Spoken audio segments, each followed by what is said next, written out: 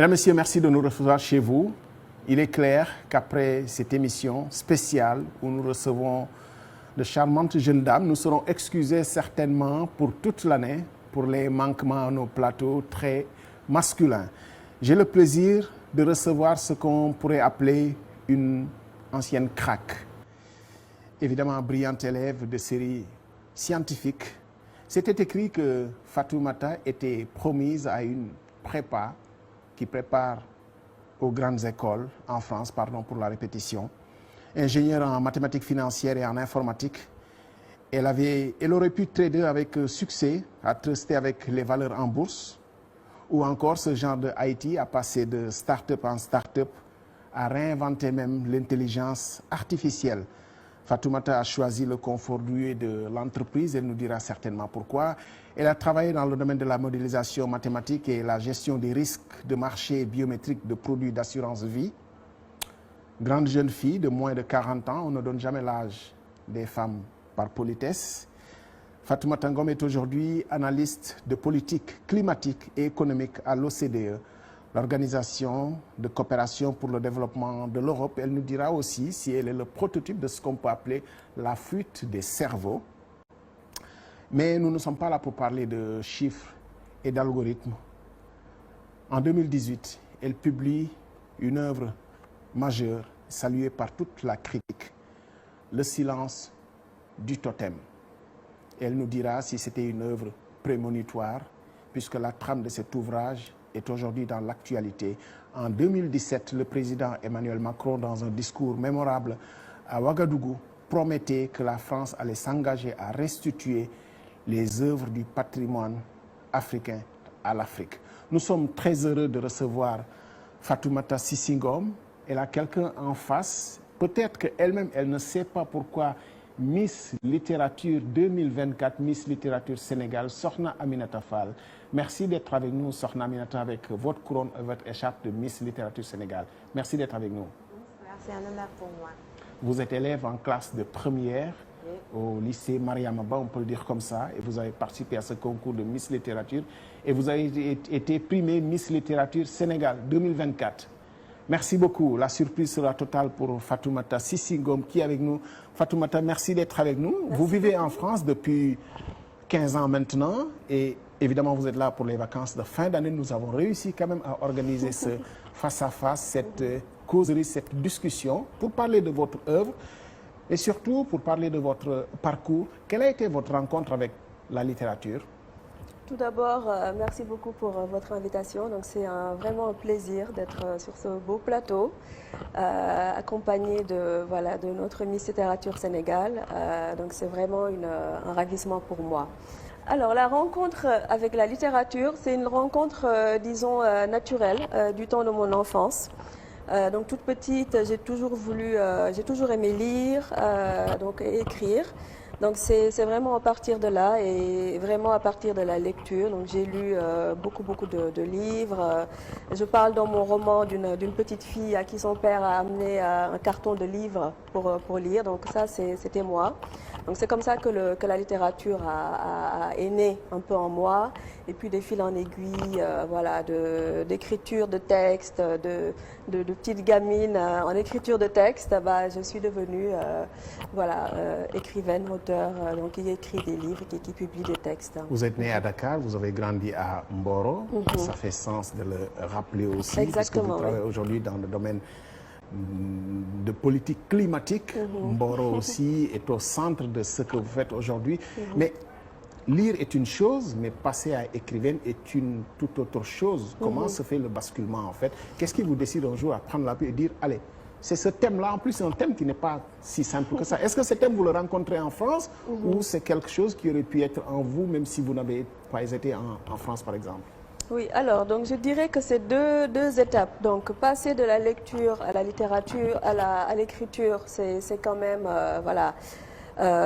c'est quand même un pas qui est franchi. Et donc je peux dire que j'ai commencé à écrire quand j'ai senti en moi quelque chose qu'il fallait exprimer. Donc moi j'utilise la littérature comme un moyen d'expression déjà.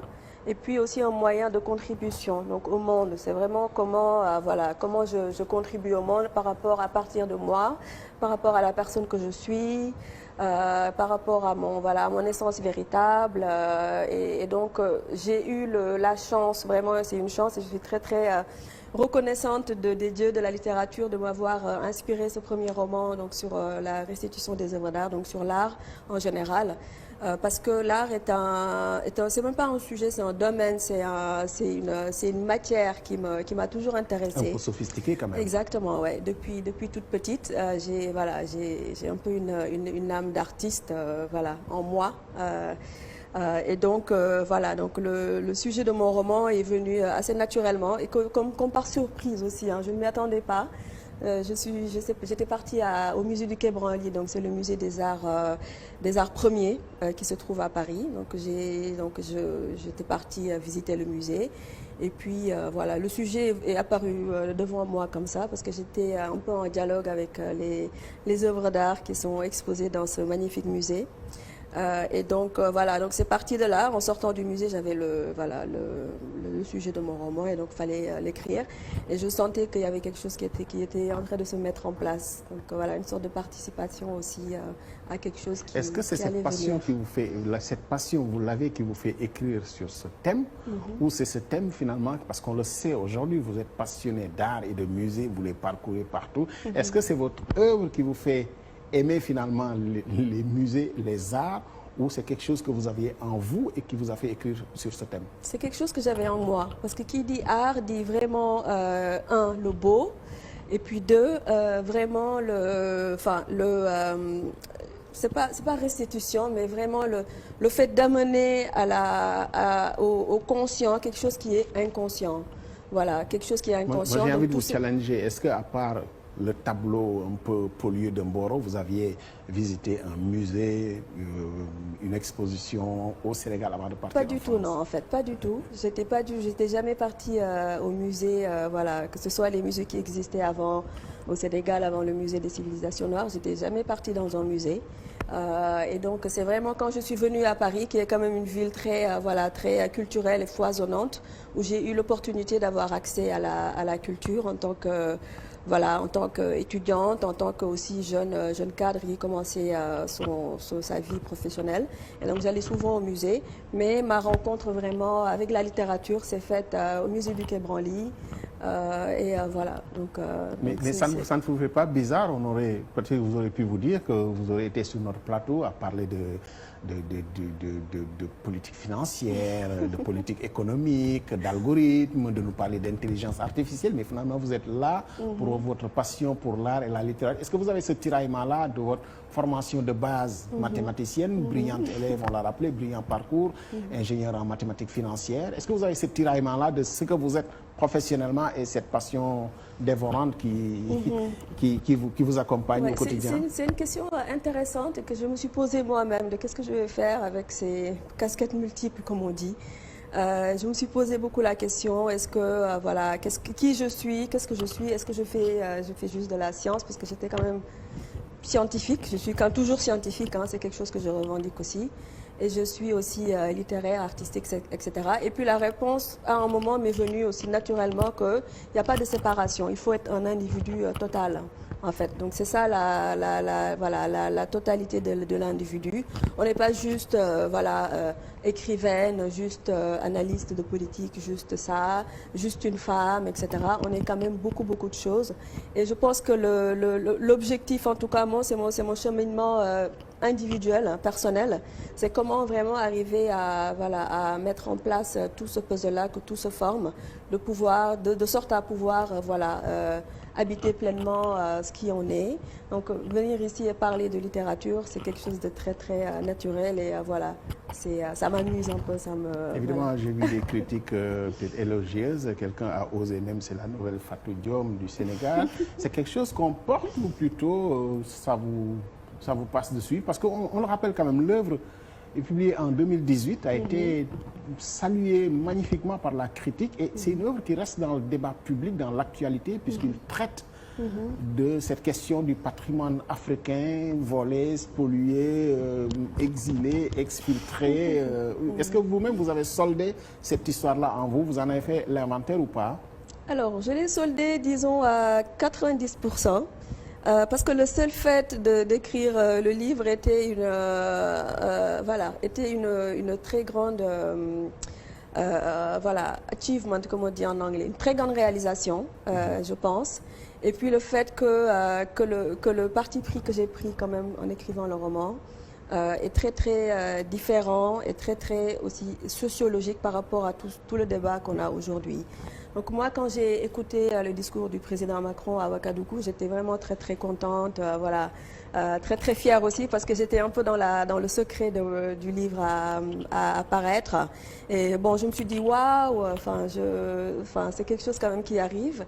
Donc j'ai quand même senti qu'il y avait une participation par rapport à cette décision et au leadership d'Emmanuel Macron qui a quand même été qui a été la locomotive, qui a décidé qu'il allait rendre quelques œuvres à l'Afrique. J'espère que ce ne sera pas quelques œuvres. Finalement, c'est comme ce débat entre de l'œuf et de la poule, parce que évidemment votre œuvre est publiée en 2018, Macron le fait en 2017, mais finalement votre œuvre est tellement dans la thématique que vous êtes même auditionné au Sénat quand même pour participer à la documentation de ce processus souhaité par le président français qui a promis que dans les 5 ans, la France devrait s'engager à restituer ce patrimoine africain.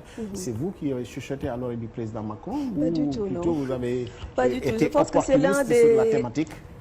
Oui, c'est question d'opportunisme, mais un opportunisme naturel, naturel, parce que ça m'est venu comme ça. Je n'ai pas demandé à écrire sur la restitution, mais quand je suis venue, je ne sais pas, ça doit être mes ancêtres, Sérères, les Pangols qui m'ont dit des choses, mais c'est venu comme ça. Et puis c'est vraiment un plaisir de participer au débat. J'ai été en effet auditionnée à l'Assemblée nationale dans le cadre de la restitution, donc du projet de loi des 26 œuvres au Bénin et puis du sabre français, du sabre de la Jean-Martal qui a été rendu. Et voilà, enfin je dis sabre français parce que c'est un sabre qui a été fabriqué en France. Donc c'est vraiment un plaisir et c'est quelque chose que je porte en moi. Et je sais pas ce que ça va donner, en fonction de l'évolution du débat, parce que c'est un débat qui ne date pas d'aujourd'hui. Il y a eu beaucoup de militants, d'hommes politiques, notamment du Bénin, qui ont quand même beaucoup demandé à ce que des œuvres soient restituées. Et donc moi j'ai pris un peu le parti pris d'avoir une héroïne femme déjà, ce qui n'est pas commun, et puis que la statue Pangol soit rendue au village, donc dans le cadre de rites et de croyances ancestrales, etc.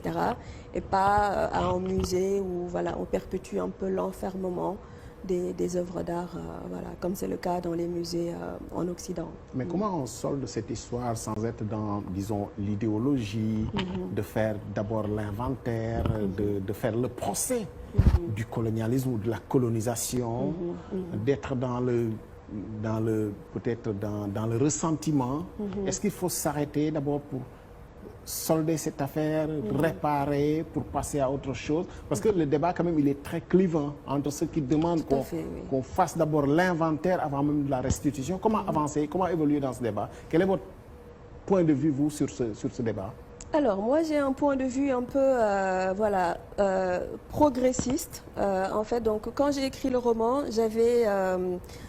j'étais limite un peu en colère quand j'ai écrit le roman, parce que j'étais contre le sort des œuvres. Parce que moi, ce qui m'intéresse, c'est vraiment les œuvres d'art. C'est pas le débat, idéologique, etc. Parce que je pense, c'est personnel, que le débat, en fait, c'est une opportunité. Je pense que le débat sur la restitution des œuvres d'art, c'est une opportunité pour, comme vous l'avez dit, solder un passé, solder, je ne sais pas moi, un ressentiment ou des émotions qui sont négatives aujourd'hui vis-à-vis des relations avec l'ancienne puissance coloniale qu'est la France. Mais véritablement, je pense que le débat ne doit pas rester trop émotionnel ou trop circulaire ou trop idéologique. Parce que pour moi, je pense que l'idéologie aujourd'hui devient une arme que l'on braque en fait sur nous-mêmes. C'est ce que je pense.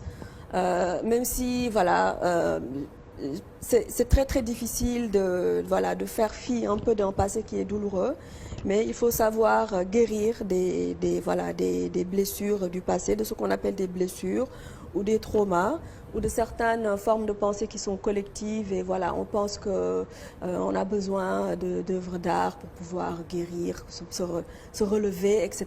Alors que pour moi, il faut considérer les œuvres d'art et le débat en lui-même comme un outil d'évolution de la conscience, en fait, humaine, individuelle et africaine, et pas voilà, s'enfermer dans des débats qui deviennent très très circulaires et puis très très orientés réparation. Voilà, on est vraiment dans le triangle de Cartman, la victime, le bourreau et le sauveur. On est vraiment dans ce mélodrame-là. Donc la victime qui devient un bourreau, et les sauveurs qui viennent là pour libérer, etc., pour défendre.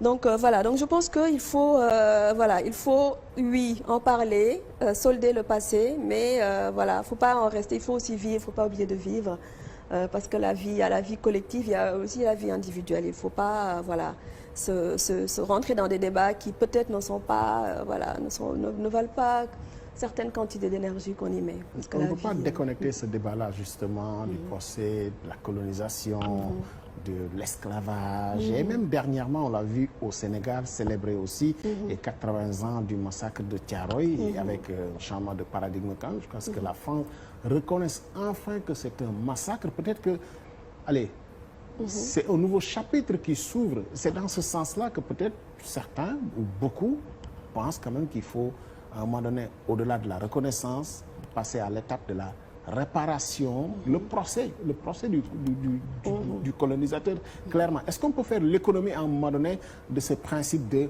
réparation quand même du préjudice? Alors, je pense qu'on ne peut pas faire l'économie de la réparation. Je pense que la réparation est un concept très très important et central. Quand il y a des torts, il faut les réparer. Mais pour moi, il faut se concentrer véritablement sur les familles, qui ont, donc que ce soit les familles des tirailleurs pour le fait que vous évoquez, ou bien sur les familles qui ont été spoliées, par exemple, avec leurs œuvres d'art. Au-delà du roman national, parce que c'est vrai qu'aussi qu'on fait partie d'un pays, d'une nation, qu'il faut faire communauté.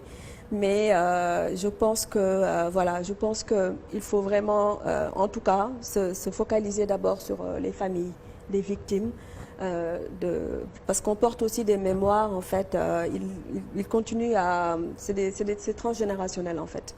Donc quand une mémoire n'est pas guérie, n'est pas soldée, ça continue à se transmettre, de génération en génération. C'est quelque chose que l'on porte, sans oublier les discours, tous les narratifs qui aussi continue à instiller dans les esprits, dans les pensées, certains statuts de victimes ou de personnes qu'il faut dédommager, etc. Alors que l'individu, je pense que l'individu doit être quand même responsable à un moment aussi de sa propre vie, de sa propre...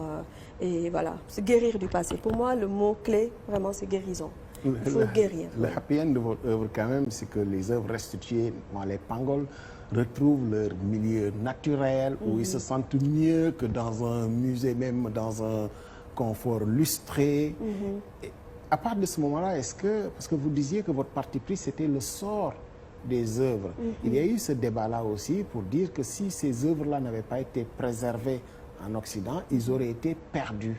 Est-ce qu'on peut faire ce débat-là? Puisque ces œuvres étaient dans un milieu naturel, peut-être qu'ils n'étaient pas conservés avec, disons, toute la scientificité des musées occidentaux, mais peut-être que dans leur milieu naturel, ils n'auraient jamais perdu de leur valeur. Comment trancher ce débat? Alors, c'est intéressant que vous parliez de valeur, parce qu'il y a la valeur spirituelle, la valeur culturelle des œuvres qui, dans leur milieu naturel, ont une fonction de relation, de communication, en tout cas avec les ancêtres, où il y a des dettes qui sont faites, etc., des demandes, etc. Et puis il y a la valeur quand même, et il faut le dire que la valeur, en tout cas monétaire, a été conférée par le colon. C'est triste de dire ça, mais c'est traversant des frontières, que ces œuvres-là ont quand même acquis une valeur, sont aujourd'hui pour la plupart peuvent être vendues très très cher, qui s'ils étaient là n'auraient pas eu cette valeur-là. Il faut dire aussi que ces œuvres ont été achetées à des prix très très bas, mais voilà, moi de mon point de vue, je ne suis pas dans le procès par exemple de ces ventes-là, parce que je trouve que ce sont des transactions qui ont été faites, même s'il y a eu des gagnants ou des perdants. Pour moi, quand il y a une poignée de main qui se fait entre deux individus, même si l'autre est un peu plus conscient, etc., pour moi, il y a une part de responsabilité qu'il faut prendre. Donc ceux qui ont vendu ou bien donné des œuvres, il faut qu'ils prennent leur responsabilité, c'est leur décision. Ce sont des êtres à part entière et voilà, c'était pas des petits-enfants ou nanana, donc ils ont eu leur raison de céder ou de donner, etc. en cadeau.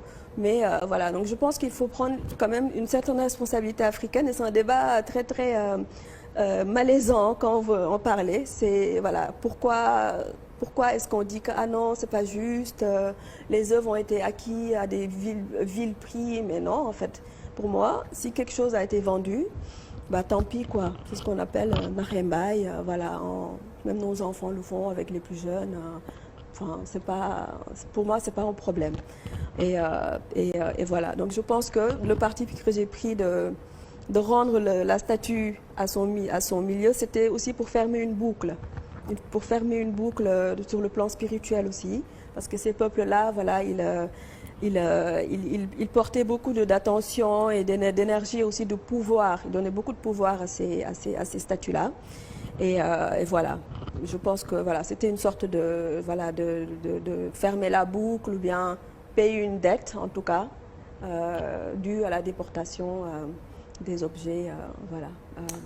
Je reçois Fatoumata Sissi Ngom, écrivaine, auteure de Le silence du totem. On aurait pu, comme je l'ai dit à l'entame de cette émission, recevoir l'ingénieur en mathématiques financières, à nous parler peut-être de la bourse ou à nous parler d'intelligence artificielle, mais elle a choisi la voie par laquelle elle est rentrée dans le débat public, notamment la littérature, avec cette œuvre majeure, saluée beaucoup par la critique en 2018, Le silence du totem. Mais Fatoumata, je vous titillais quand même à l'entame de cette émission. Vous devez être le prototype de ce qu'on appelle la fuite des cerveaux. Aujourd'hui, vous travaillez pour l'OCDE, l'Organisation de coopération pour le développement de l'Europe, alors que vous êtes sénégalaise, née à Dakar, grandie à Mboro, brillante élève, une carrière prépa qui vous prédestinez aussi à faire les grandes écoles. Vous avez fini votre cursus d'ingénieur en mathématiques financières. Finalement, comment vous servez le Sénégal, l'Afrique, en étant cadre à l'OCDE? Je rappelle que vous vous occupez de politique climatique quand même. Peut-être votre Mboro en a besoin, mais comment vous pouvez servir? Est-ce qu'on peut vous faire ce procès-là de la fuite des cerveaux? Alors oui et non. Oui, je suis un résultat de la fuite des cerveaux parce que je suis partie en France après mon bac, donc voilà, pour faire mes études supérieures en France.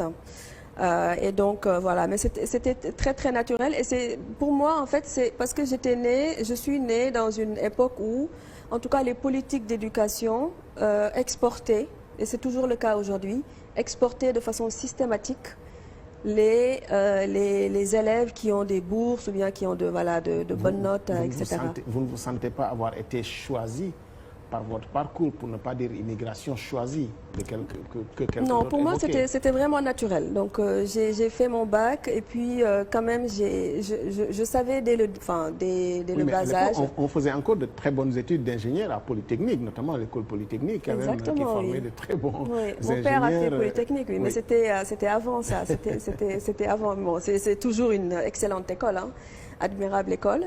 Mais pour moi, c'était tout à fait. Je ne sais pas pourquoi, mais c'était un peu hors de question que je reste ici. Et je pense que c'est le cas de beaucoup de personnes. Hors de question que je reste au Sénégal, et c'est dommage, hein, après mon bac. Donc j'avais le chemin tout tracé, j'allais faire prépa, donc que ce soit avec une bourse ou bien sans bourse. C'était évident que j'allais faire prépa, j'étais préparée pour ça, pour aller faire mes études. Donc je pense que c'est une question de politique d'éducation. Donc là, on rentre dans le cadre des politiques publiques. Je vois aujourd'hui qu'il y a des classes préparatoires qui sont créées, qui sont implantées ici, qui font les concours voilà, des grandes écoles en France, etc. Donc c'est un peu comme ce que fait le Maroc. Donc ça, je trouve que c'est bien. Mais je pense que ce serait bien aussi qu'on ait des écoles d'ingénieurs ici, voilà, qui forment voilà, au même niveau.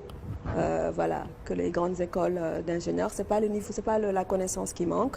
Peut-être que c'est la volonté politique, voilà, pour mettre en place ces types d'établissements-là. Le Maroc est encore plus progressiste, développe sa propre école politique qui concurrence aujourd'hui Polytechnique Paris oui. ou MIT. Exactement, oui, avec les profs, oui. Mais c'est dommage que quand on est un élève aujourd'hui et qu'on veut voilà, acquérir une certaine connaissance universelle en tout cas, qu'on soit obligé de, voilà, de quitter sa famille, de partir, parce que c'est aussi quelque chose qui n'est pas facile de quitter, même si c'est quand même à 18 ans, on est quand même un peu voilà, assez solide. Et voilà, mais c'est jamais facile de quitter son pays qu'on aime toujours. Moi, enfin, vous m'avez posé comment je fais pour contribuer à mon pays. Bon, je le fais par la littérature, par mon travail aussi voilà, à l'OCDE. Je travaille sur les politiques voilà, de développement. Voilà, donc c'est vraiment, j'ai jamais quitté l'Afrique en fait. J'ai jamais quitté l'Afrique. Donc j'ai quitté l'Afrique physiquement. Voilà, j'ai ma vie en France, mais voilà, je n'exclus pas de revenir au Sénégal pour servir mon pays ou pour contribuer en tout cas à la pensée ou bien à la réflexion, même au-delà de la pensée, parce que je pense que la pensée peut enfermer dans des cercles voilà, mentaux. Mais voilà, vraiment comment voilà, je continue à contribuer du mieux que je peux, selon aussi mes propres idéaux, mes propres valeurs voilà, de ce que je fais, que ce soit à Mboro, à Dakar. Vous avez encore une attache solide avec Mboro?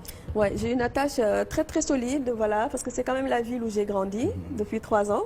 Depuis que j'ai 3 ans, donc voilà, donc tout ce que je fais, je le fais d'abord à Mboro.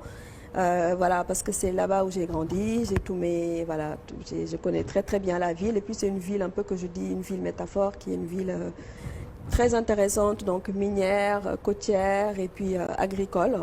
Et donc voilà, s'il y a des politiques en tout cas à faire, que ce soit des politiques de développement local, agricole, pour la pêche, pour l'économie de l'océan par exemple, voilà, je pense que Mboro est un bon cas, sans oublier voilà, l'urbanisme, le développement des villes, etc. Voilà, donc c'est ce que je fais. Je peux te trahir un secret, vous avez passé vos vacances à manger, à redécouvrir la nourriture. Ah bah, je suis démasquée, en effet, oui. Pour ce séjour-là, je me suis dit, je vais quand même redécouvrir la nourriture locale. Voilà, comment vraiment, c'est une réflexion que je mène au niveau personnel. Comment améliorer sa façon de manger, comment vraiment manger local. Donc que ce soit au Sénégal ou en France, maintenant j'essaie vraiment de manger, voilà, que ce soit les circuits courts, voilà, ne pas utiliser beaucoup de produits transformés, etc. Donc je suis un peu à la redécouverte de la nourriture locale, qui est très très bonne, très très délicieuse. Donc je prends du plaisir aussi pour ça.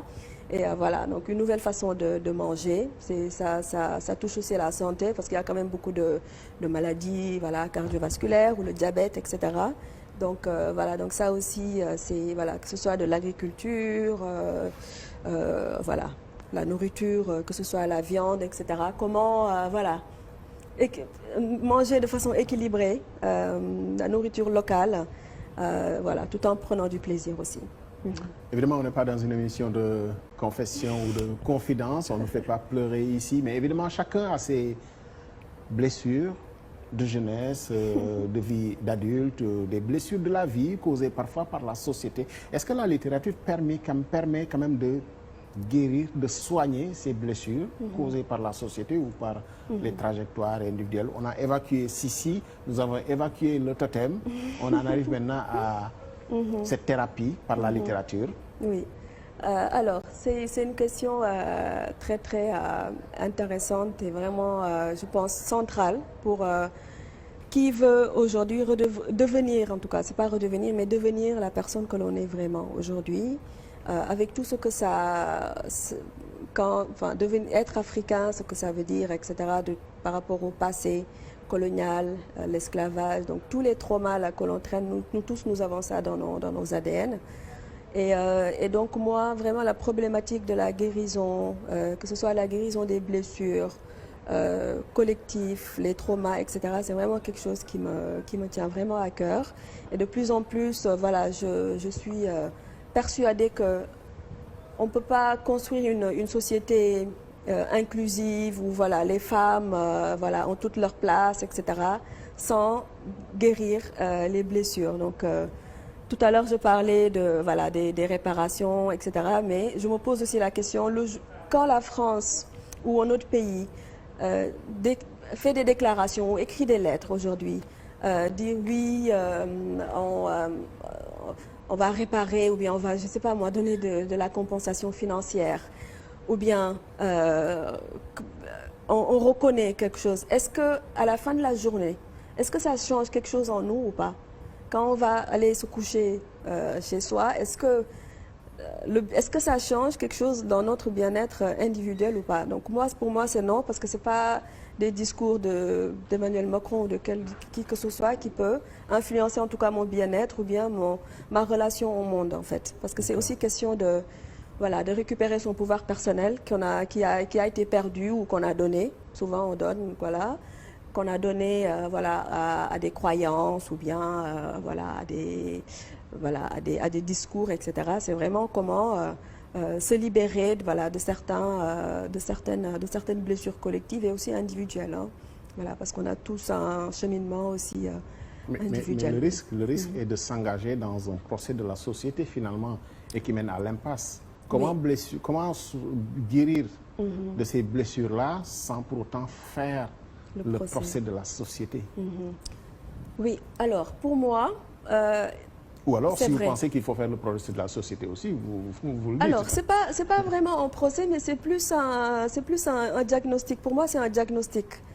Parce qu'en fait, quand on fait le procès de la société ou bien qu'on montre du doigt, parce que c'est souvent le cas, je pense, mais c'est pas juste dans la société sénégalaise, hein, c'est dans toutes les sociétés du monde, on a quand même tendance à... Donc, je reviens au triangle dramatique. Pour étudier l'être humain, il faut étudier ce triangle-là. Victime, bourreau, sauveur. En fait, tant qu'on ne sort pas de ce triangle-là, on ne va jamais y arriver. Ça, c'est sûr. Donc, que ce soit niveau individuel ou collectif, on ne va jamais y arriver. Donc, pour moi, il faut faire un procès, mais ce n'est pas un procès dont l'issue ou bien, voilà. En tout cas, par exemple, ce n'est pas à la France aujourd'hui, même s'il reconnaît ses torts. Voilà, on a fait ça. Et puis, en plus, ce n'est même pas les gens d'aujourd'hui qui ont fait du tort. C'est ça aussi. C'est des personnes qui ne sont plus là. Donc, j'ai beaucoup de mal à tenir certains discours. Aujourd'hui, il y a des discours que je ne peux pas tenir. Il y a des choses qui ne peuvent pas sortir de ma bouche. Voilà, que ce soit des discours décoloniaux, etc. Je peux plus. Il y a des choses que je ne peux plus dire parce que je crois que je suis sortie justement du triangle dramatique. Et voilà, c'est des choses que je m'efforce à transmettre aujourd'hui pour qui veut voilà, en sortir aussi. Mais est-ce que vous ne croyez pas qu'autant on célèbre nos héros, ici, Lat Dior, Ndiaye Ndiaye et d'autres, autant on les célèbre, autant on peut tenir pour responsables ces héros d'autres nations aussi qui ont fait du tort à nos sociétés. Exactement, ouais. Et du coup, ce qui est important, c'est d'avoir beaucoup de compassion et de la considération et peut-être de l'empathie, mais voilà, l'empathie, ça engage aussi une certaine responsabilité. Mais il faut avoir beaucoup de compassion et aussi cette connaissance-là qui est totale qu'en fait, on ne peut pas être une victime à 100%. Ça, ce n'est pas possible. Donc quand il y a un fait historique qui se passe, donc que ce soit avec les tirailleurs, que ce soit avec la colonisation, avec l'esclavage, on n'est pas 100% victime. À sens unique. C'est pas à sens unique. Il y a quand même une part de responsabilité individuelle qu'il faut intégrer. Et en intégrant sa part de responsabilité, en fait, c'est là où on se libère. Voilà, c'est là où on se libère. Et donc, je pense qu'il faut faire le procès de la société, mais il faut aussi faire son propre procès et le procès de ceux qui sont aujourd'hui des victimes, voilà, qu'il faut récompenser, même si j'ai beaucoup de considération. C'est très, très difficile de parler de certains sujets parce que c'est très, très dur. Voilà, le passé peut être très très douloureux, mais voilà, je pense qu'il faut prendre sa responsabilité individuelle, devenir l'acteur de sa propre vie et ne pas attendre que la France voilà, envoie des personnes, dire que oui, pardon. En plus, c'est même pas eux.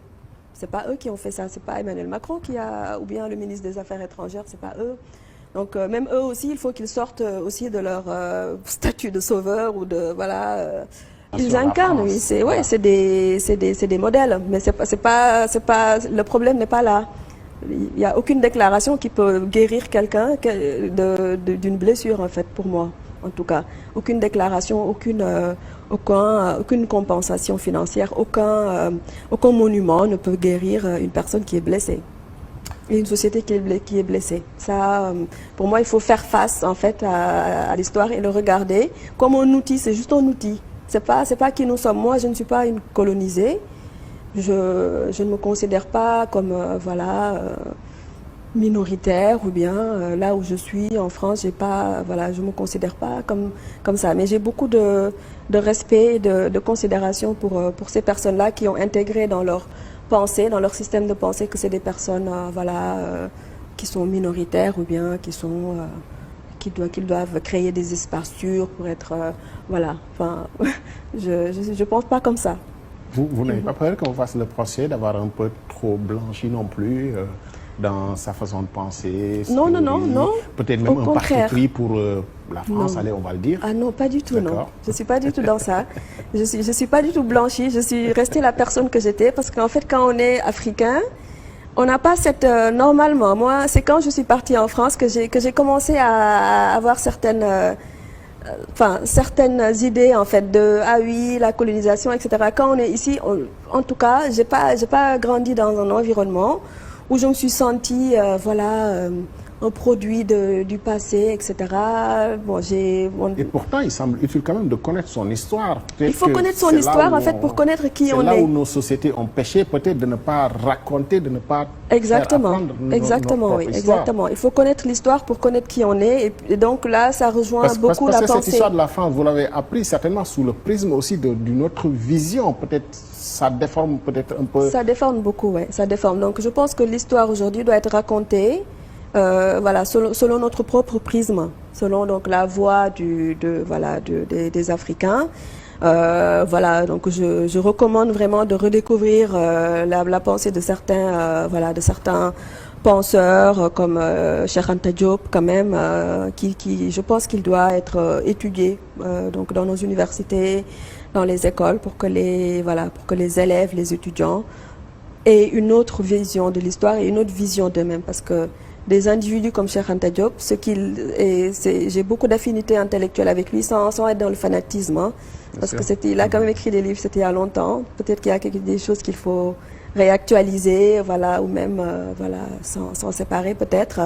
Mais je pense que en tout cas ce qu'on peut lui reconnaître, c'est que il était très centré, être centré en fait, et pas être de se définir par rapport à d'autres, à des individus qui viennent d'Occident, etc. Donc je ne suis pas du tout blanchie ou un bounty, etc. Pas du tout. Je suis restée la même, mais je refuse d'être enfermée dans certains... De toute façon, il y a des choses que je ne peux plus dire. Ça nous fait penser à notre auteur que nous avons reçu ici précédemment, Elgas, pour ce magnifique essai sur le malaise post-colonial, bien entendu. On retrouve tout à fait, oui. tous ces qualificatifs et tout ce procès-là qui est fait aussi à ceux qui osent avoir un point de vue peut-être différent de ce qui est dans l'air du temps. Fatoumata Cissé Ngom, j'aimerais à présent introduire votre vis-à-vis et je vais vous la présenter. Vous avez en face de vous Miss Littérature Sénégal 2024, cette première édition. Sokhna Aminata Fall, merci encore d'avoir été patiente, d'avoir été avec nous. Vous avez été primée à l'issue d'un concours. Vous avez reçu en finale 10 filles venues de différents lycées du Sénégal. Vous êtes au lycée Mariamaba de Gorée. Vous êtes pensionnaire du lycée Mariamaba de Gorée. Est-ce que quelque chose évoque en vous cette thérapie que Fatoumata Cissé Ngom évoque pour la société? Je rappelle quand même que votre œuvre, c'était sur quelqu'un qui est peut-être l'une des plus grandes thérapeutes aujourd'hui de notre société et vous avez lu son œuvre. Racontez-nous. Alors déjà, bonsoir. Et encore une fois, merci beaucoup pour l'invitation. C'est vraiment un honneur pour moi. Alors, il y a une chose qu'elle a dit et qui m'a beaucoup marqué, c'est qu'on ne peut pas rester coincé dans le passé. On ne peut pas constamment se ramener au fait passé, à ce qu'on nous a fait ou à ce qu'on ne nous a pas fait. Encore une fois, le triangle du bourreau, de la victime, etc.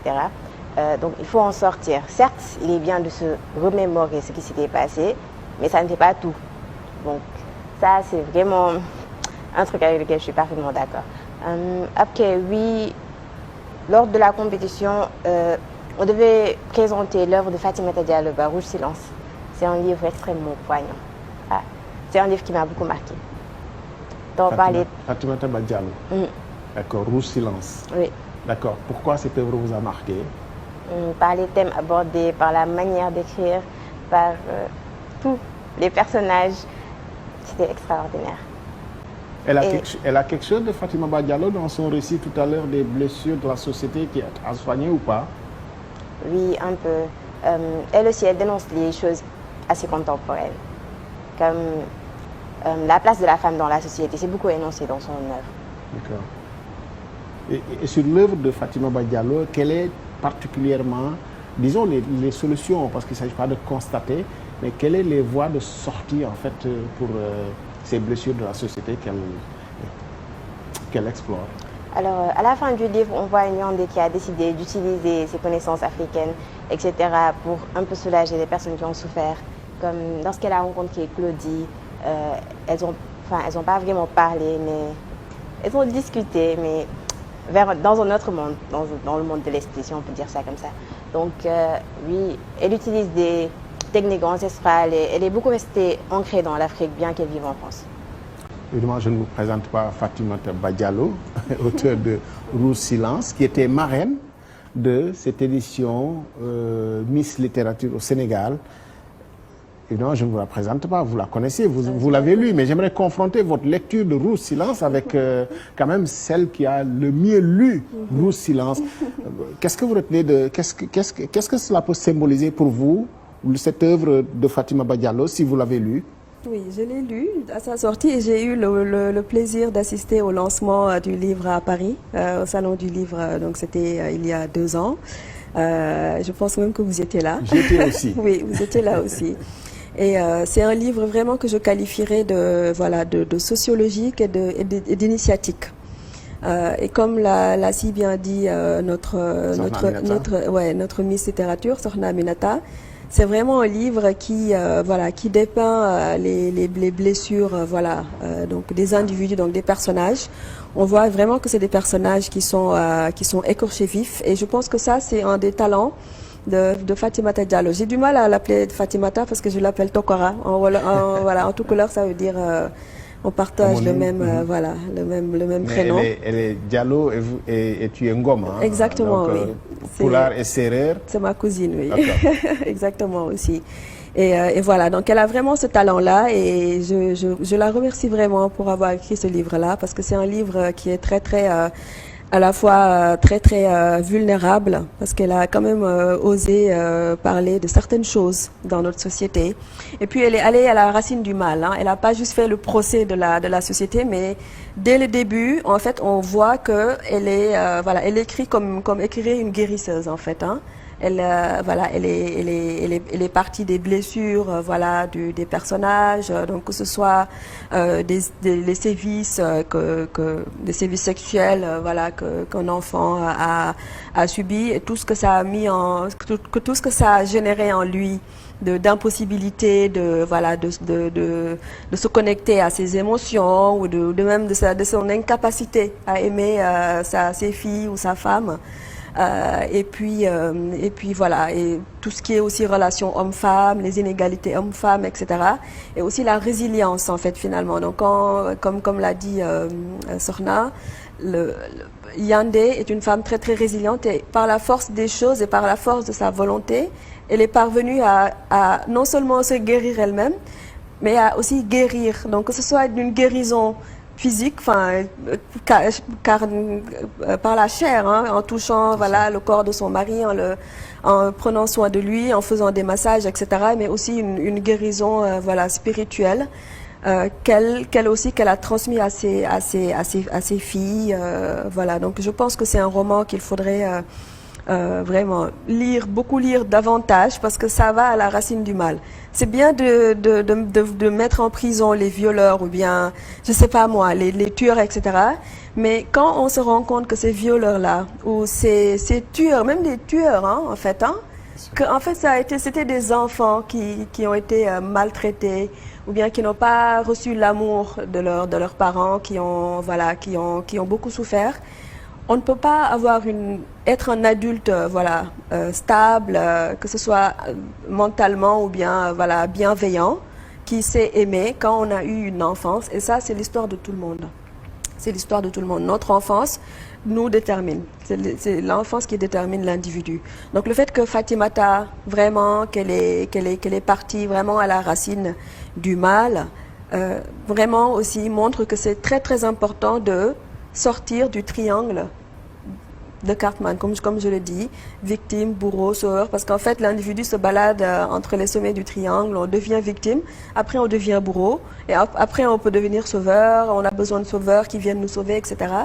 Mais il faut, pour moi la renaissance ou bien la transformation intérieure passe par la guérison ou la prise de conscience de certains faits, de certains aspects. Et c'est ce qui fait qu'en fait, on peut être une société qui est un peu plus compatissante par rapport à certaines personnes. Même si je suis quelqu'un qui croit beaucoup à la justice, qu'il faut, faire œuvre de justice, c'est très très important.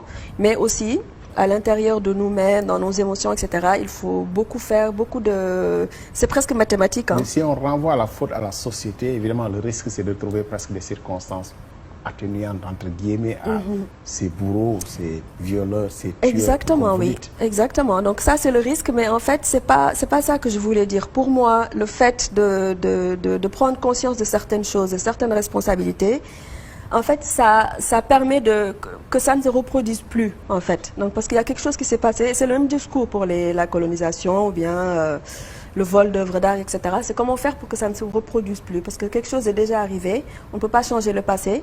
Mais c'est quelles sont les leçons. En fait, c'est comme le phare. Donc, il ne faut pas regarder le phare qui éclaire une lumière, il faut regarder ce que le phare est en train d'éclairer. Ce n'est pas le phare qu'il faut regarder. C'est vraiment ce qui est en train d'être illuminé. Comment faire pour apprendre les leçons de ce qui s'est passé pour que ça ne se reproduise plus. Pour moi, c'est comme ça que je vois véritablement les choses, que ce soit le passé. Pour moi, l'histoire, c'est un outil. Hein. Je ne suis pas historienne, mais pour moi, c'est juste un outil parce qu'on ne peut pas le changer, on ne peut pas le réécrire. Vous parlez de contemporain, mais est-ce que cette œuvre-là de Fatima Bah Diallo, qui date maintenant de 2 ans maintenant, retrace encore des faits que l'on retrouve tous les jours dans notre actualité, dans notre quotidien? Nous nous entretenons dans un contexte où une jeune fille de 12 ans a malheureusement encore été tuée, manifestement violée aussi par son bourreau. C'est en cela que cette œuvre-là aussi, elle est majeure, elle pointe les tares de notre société. Oui, en effet. Bon, alors, moi, quand je lisais le livre au début, je détestais Mort. Je le détestais au plus haut point, mais par la suite, quand on apprend à découvrir son histoire, on voit qu'au fond, c'est pas réellement de sa faute. Parce qu'aussi, il ne peut donner que ce qu'il a reçu, donc il ne peut pas donner de l'amour alors qu'il ne sait même pas ce qu'est l'amour.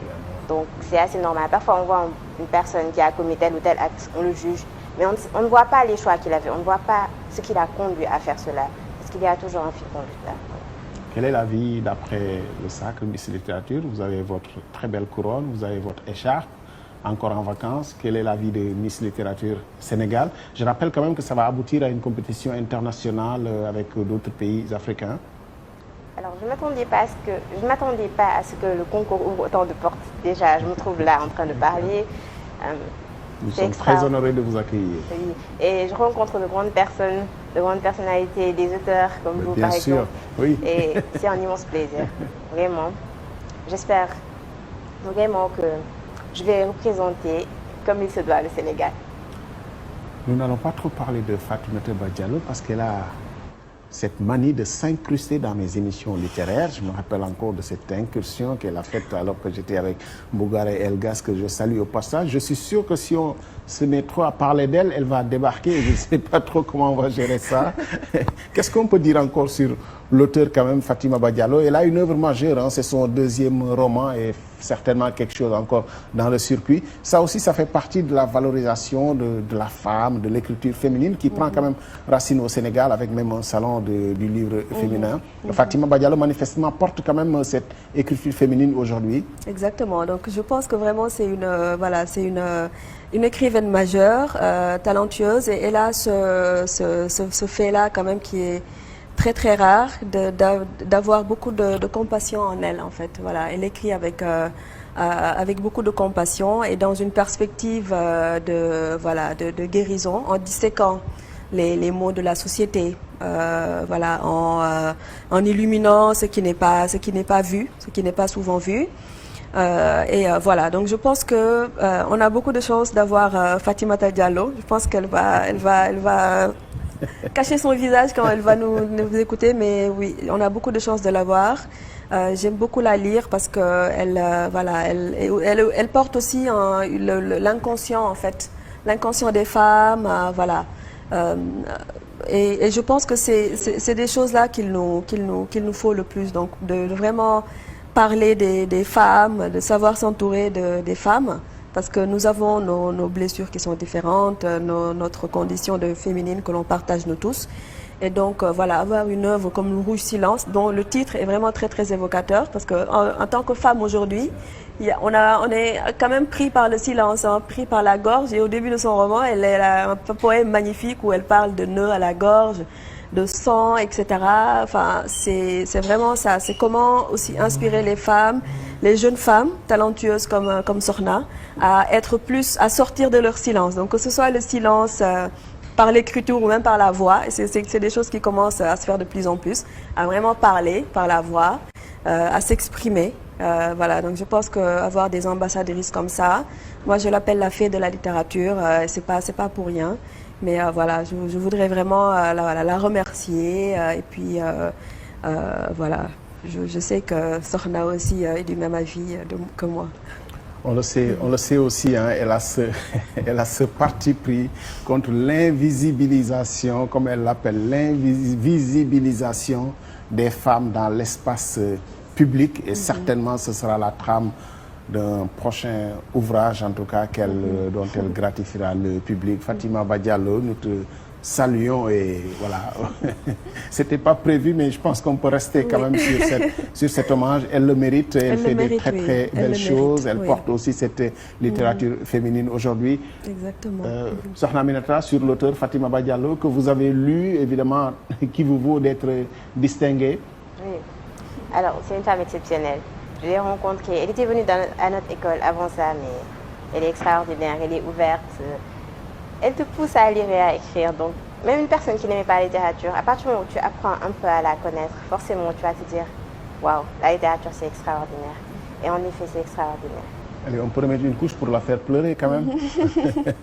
Oui, je pense que comme vous l'avez dit, elle encourage beaucoup à l'écriture. Moi, elle me demande à chaque fois, alors, tu en es où pour le deuxième roman, etc.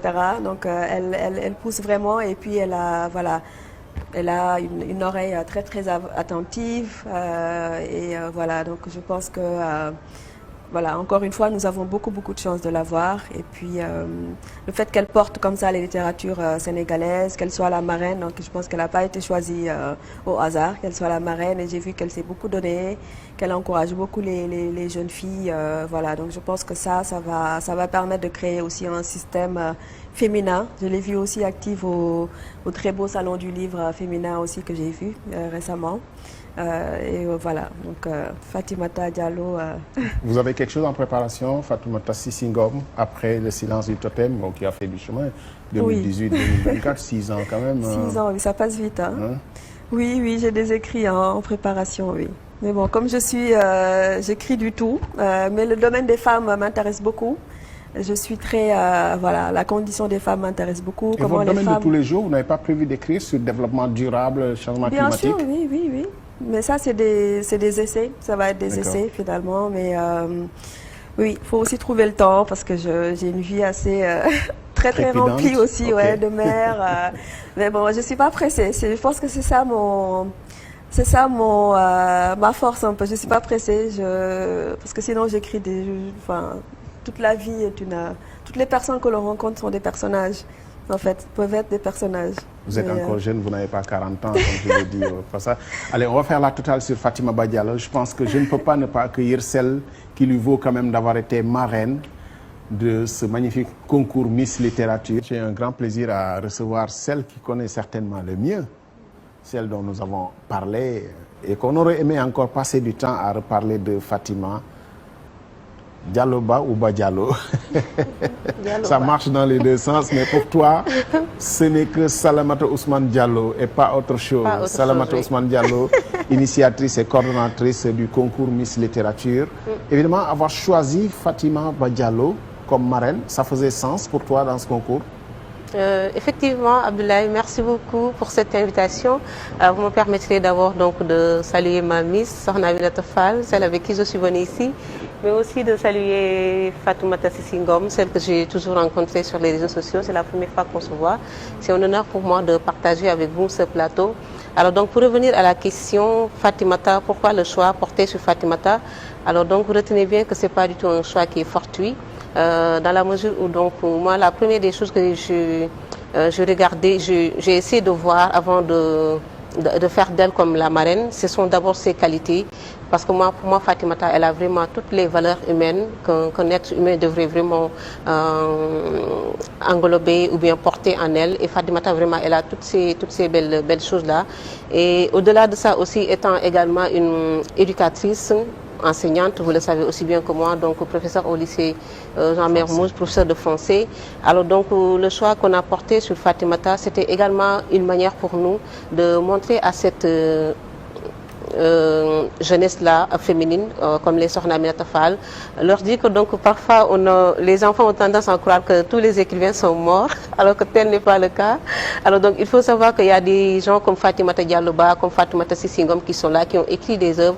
Alors donc nous, non seulement l'idée c'était ça, après avoir bien sûr donc se focaliser sur les valeurs humaines qu'elle incarne bien sûr, mais également sur cet aspect de protectrice qu'elle est Fatimata Diallo, sur cet aspect également de mère qu'elle est également pour nous, parce que pour moi, je me demande même si on n'avait pas choisi Fatimata Diallo Ba comme marraine de cette première édition, que serait Miss Littérature Sénégal première édition, vraiment, parce qu'elle nous a porté chance, elle a été là tout le temps avec nous, elle nous a encouragé vraiment à porter ce projet, parce qu'il y a eu un moment où on a failli vraiment abandonner, parce que c'était tellement compliqué, c'était pas évident pour nous de continuer cette initiative, cette activité, mais elle a été là tout le temps avec nous, donc à nous pousser, à nous dire oui, Salah, vas-y, tu vas réussir cette activité-là, vas-y, voilà, c'est une première fois pour toi, donc il faut que tu la réussisses. Et elle a toujours été là avec moi. Au-delà d'être marraine, parfois donc, c'est pas tout le monde, parce que les marraines peut-être elles attendent le jour de la cérémonie pour venir, voilà, se faire belle, voilà, venir avec comme étant de grandes dames. Mais Fatimata, elle ne l'a pas fait. Elle a été toujours avec nous pendant toutes les sorties qu'on a eu à faire, des rencontres, aller trouver des partenaires, aller rencontrer les chefs d'établissement, les ministères, les autorités. Elle a toujours été là avec moi. Elle n'était pas tout simplement marraine, mais elle s'est considérée comme un membre du comité d'organisation. Donc elle a organisé avec nous le concours Miss Littérature du début jusqu'à la fin. Elle a également aussi intégré le jury. Donc vraiment, pour nous, choisir Fatimata, je me demande si on ne l'avait pas choisi, qui d'autre on allait choisir comme marraine. La question que je me demande, qui sera là est-ce qu'on aura une autre marraine comme Fatimata vraiment pour la deuxième édition? Je n'en sais absolument rien. Mais en tout cas, je n'ai pas du tout regretté de l'avoir choisie comme marraine de cette première édition. Est-ce qu'on va réussir à dire du mal d'elle? Elle était là quand même avec son grand moussoir, vraiment de grande dame. Magnifique. Pour marrainer tout ça. Elle était bien habillée, machallah. Je ne la vois pas, mais elle vient d'épuiser un paquet, son 20e paquet de mouchoirs, donc on va abandonner, on va la laisser à ses émotions. À ses émotions, Comme oui. Nous avons été très heureux de l'associer aussi à cette émission, oui. que nous avons eu le plaisir vraiment de conduire avec Sokhna Aminata Fall, lauréate du concours Miss Littérature, première édition. Oui, c'est une première édition. Et puis qui va représenter aussi le Sénégal. Oui, au Bénin. À Miss Littérature internationale, au Bénin. Ce sera quand? Ça sera le 25 juillet 2025. Avec combien d'autres pays? Avec 12 autres pays, 11 autres pays. Donc ça va faire au total 12 pays, dont le Sénégal. Et donc nous souhaitons vraiment remporter la couronne africaine parce que je me dis que nous en sommes capables. Parce que quand on parle quand même un pays de Léopold Sédar Senghor, de Fatou Diome, de Fatimata Diallo Ba, évidemment.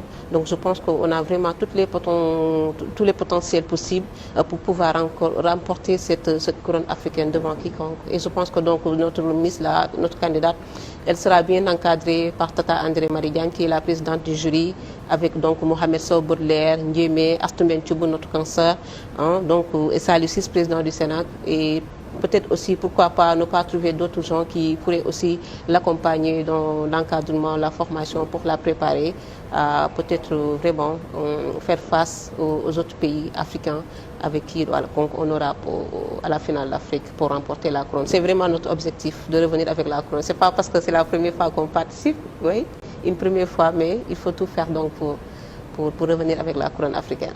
Et ça me permet de saluer d'autres femmes qui se sont illustrées dans ces genres de concours à l'international. Je pense à Aminata Sourambaye Diouf, qui a été vice-championne du monde de ma thèse en 180 secondes. Et puis son nom m'échappe, mais celle qui a été championne du monde, qui est de Gaston Berger. Allez, son nom m'échappe, je ne peux pas le dire malheureusement, mais je salue à travers elle son oncle Bambagnan, bien entendu. Voilà, c'est comme si je l'ai salué, puisque je salue son oncle aussi, qui a été, elle, championne du monde, ma thèse en 180 secondes, sur des thématiques quand même très progressistes, sur la transformation des déchets, par exemple, de certains déchets, notamment à Bobos.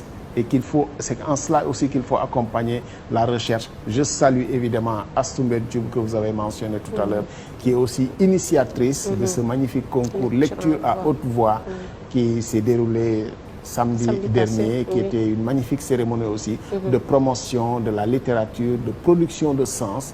En cela, nous encourageons et nous faisons youpi pour cette maison GFM, puisque Salamata Ousmane Diallo est correspondant de RFM dans la banlieue. Astou Thioub, évidemment, est connu sur les antennes de RFM et de cette maison GFM.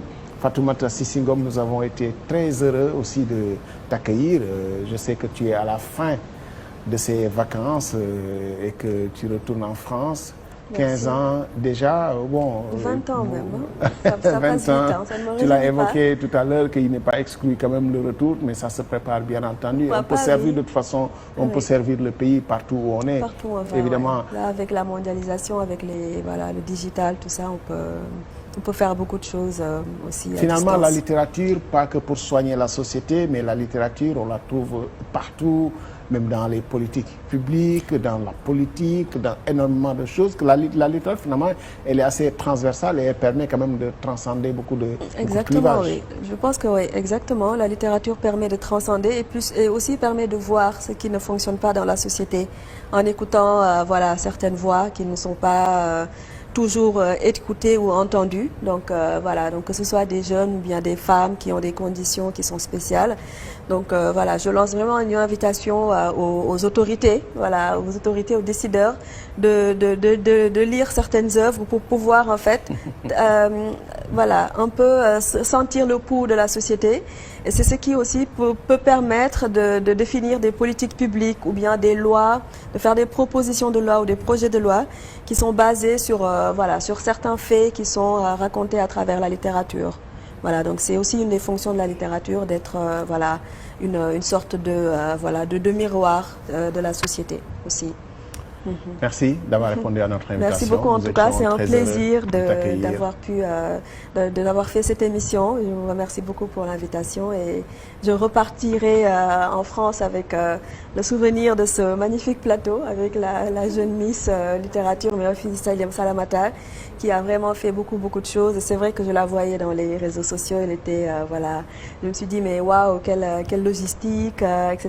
Mais elle l'a fait avec Fatimata aussi Diallo. Donc donc je te remercie pour ton leadership aussi journalistique et ton amour pour la littérature, qui Merci quand même, heureusement qu'on a la littérature en ces temps. Ça vous a presque échappé, on avait un plateau 100% femmes. J'étais le plus heureux bien sûr à être parmi vous. Je vous remercie d'avoir été en notre compagnie et certainement, allez, je le dis doucement, Bougouma Tchat Dougouti, ce bol d'air est définitivement reparti et peut-être un invité prestigieux qu'on aura très prochainement. Et en Wolof, s'il vous plaît, on va faire de la littérature en Wolof avec notre invité, peut-être pas le prochain, mais en tout cas, il sera là avec nous pour faire de la littérature en Wolof. Ce sera un grand moment de télé, certainement. Merci infiniment et puis bon retour à vous. Nous saluons tous vos parents de Mboro, bien entendu, et puis tous ceux qui ont rendu possible cette émission. Salamata Ousmane Diallo, merci de nous avoir ramené Miss Littérature. On salue vos parents, Sokhna Aminata, et plein succès aussi dans vos études. Et la proviseure aussi du lycée Mariama Ba de Gorée. Proviseure du lycée Mariama Ba. Il faut bien la remercier aussi. Et je suis obligé de saluer aussi tous ceux qui ont été à lecture à haute voix. Badiane Anikoli, proviseur, et puis Badiane Ndeye Kodou, Fall Diop, Boris. Voilà, je les salue toutes. Peut-être qu'elles seront un jour aussi à la place de Fatoumata Sissingom pour être notre invitée. Merci à la régie, Lassana Petit et tous les autres qui étaient de l'autre côté de la régie pour nous avoir accompagnés, d'avoir permis cette émission. Merci beaucoup. Merci infiniment.